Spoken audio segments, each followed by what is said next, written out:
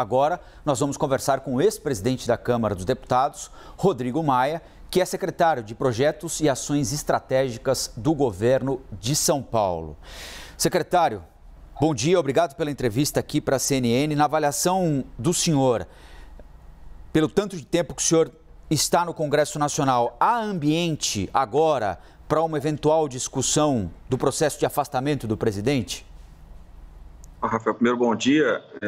De fato, ontem o presidente Bolsonaro, sem dúvida nenhuma, ele não é que ele tenha esticado demais a corda, eu acho que ele estourou a corda.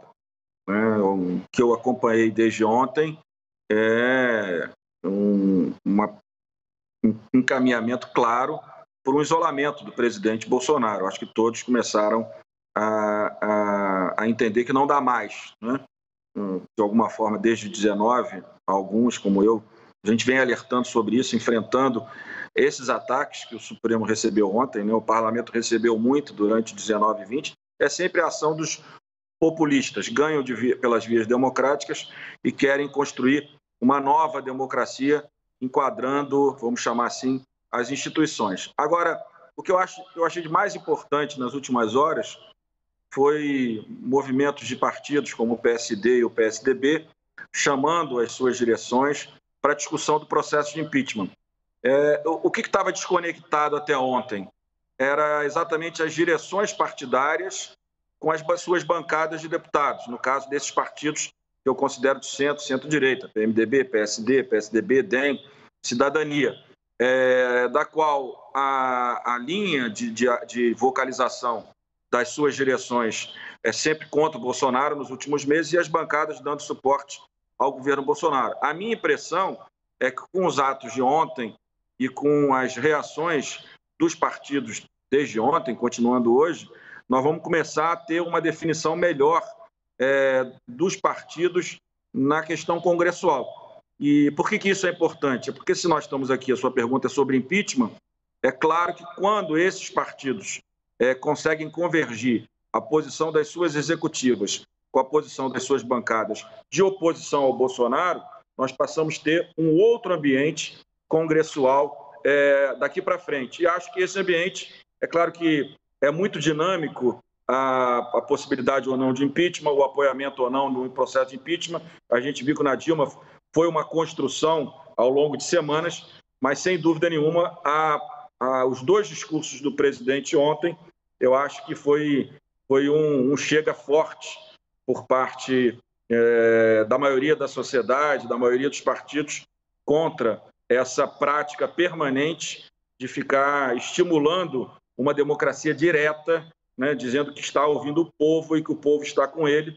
Essa prática dos populistas, o desrespeito à democracia representativa, né, e tentando enquadrar, né, um ministro do Supremo, dizendo que vai desrespeitar uma decisão, primeiro desse, amanhã vai ser de outro, né, porque, sem dúvida nenhuma, os ministros do Supremo vão tomando decisões que muitas vezes são convergentes com a opinião do governo, muitas vezes são divergentes. Quando é convergente, como no caso da constitucionalidade da autonomia do Banco Central, o governo aplaude. Quando vai contra, o presidente ameaça. Inclusive, nas redes sociais, o nível de ameaça ao ministro Alexandre Moraes é uma coisa gravíssima, né? Eu passei por coisa parecida. E é gravíssimo, é para constranger, é para tentar gerar medo, gerar preocupação, gerar recuo por parte daqueles que têm a obrigação, no caso do Supremo, de respeitar e limitar os atos do Poder Executivo e do Legislativo ao respeito à Constituição brasileira. Deputado, enquanto esses partidos de centro, centro-direita discutem o que fazer, isso deve demandar algum tempo, qual é o comportamento que o senhor imagina do presidente Bolsonaro a partir de agora? O senhor acha que ele vai tentar colocar em prática aquilo que disse ontem? Por exemplo, não respeitar uma decisão judicial que surja da caneta do ministro Alexandre de Moraes? Ou aquilo deve ser considerado discurso para a plateia? A partir do gabinete no Palácio do Planalto, ele vai tentar, de alguma maneira, restabelecer alguma interlocução com a institucionalidade que parece bloqueada nesse momento, né? Primeiro, eu acho que se ele desrespeitar uma decisão do ministro Supremo, é inevitável que o presidente da Câmara aceite o impeachment. é inevitável. Eu acho que os partidos, pelo que eu estou lendo, partidos de esquerda já vão protocolar um novo pedido de impeachment baseado nesse tipo de ameaça. Segundo, esse tipo de ameaça que o Bolsonaro faz, no fundo, não é de um homem com coragem, é de um covarde. Só covardes ameaçam com o poder da presidência da República qualquer cidadão e principalmente um ministro do Supremo, como o presidente Bolsonaro vem fazendo. Porque eu tenho convencido que ele é muito mais covarde do que corajoso, né, do que convicto do que precisa fazer. Então, esse tipo de covardia, ele precisa de uma reação forte. E se ele não cumprir, de fato, uma decisão de qualquer ministro do Supremo, é inevitável, por mais aliado que o presidente da Câmara hoje seja do presidente da República, ele será obrigado, sem dúvida nenhuma, a deferir, a acatar um pedido de impedimento. É uma decisão. Eu acho que as instituições, né, trabalhando no sistema de pesos e contrafreios, ela vai precisar reagir. E uma decisão não acatada só tem um caminho, que é crime de responsabilidade. Crime de responsabilidade é um processo de impedimento claro contra o presidente da República. Eu não sei, Rafael, se não é isso que ele está querendo. Porque como ele não tem essa coragem que ele diz, que ele tenta mostrar para todos que tem, ele fica tentando instigar as instituições para que, em algum momento, de fato, o presidente da Câmara instale, né, um processo de impedimento. Porque é aí que ele vai tentar, como um contragolpe, dizendo que está sendo tirado da presidência da República, alguma reação com o apoio das Forças Armadas, que eu acho que ele não tem esse apoio. Eu acho que ontem ficou claro também que ele não tem esse apoio todo nas polícias militares, como alguns tinham preocupação, entre eles eu. Então, eu acho que a situação de ontem, eu acho que quebrou qualquer espaço para a retomada do diálogo. O que ele fez ontem, já tinha feito com outros, fez comigo aqui na CNN, no meio da pandemia. Você deve lembrar como ele entrou ao vivo na CNN numa terça ou quarta-feira, ainda no início da pandemia, lá para o mês de abril, e me agrediu de todas as formas possíveis e inimagináveis com o presidente da República. Então, essas práticas não vão mudar, ele não vai mudar. Agora, eu acho que, infelizmente, o lado positivo das manifestações de ontem é que, enfim, eu acho que os partidos que compõem o centro-direito democrático, eu acho que eles vão acabar agora sendo obrigados a ter uma convergência maior entre as suas executivas e as suas bancadas. Uma coisa que me afligia muito nesses últimos meses na Câmara era exatamente vendo as posições dos partidos na Câmara sendo divergentes daquilo que os seus dirigentes dos seus partidos vêm defendendo desde o ano passado.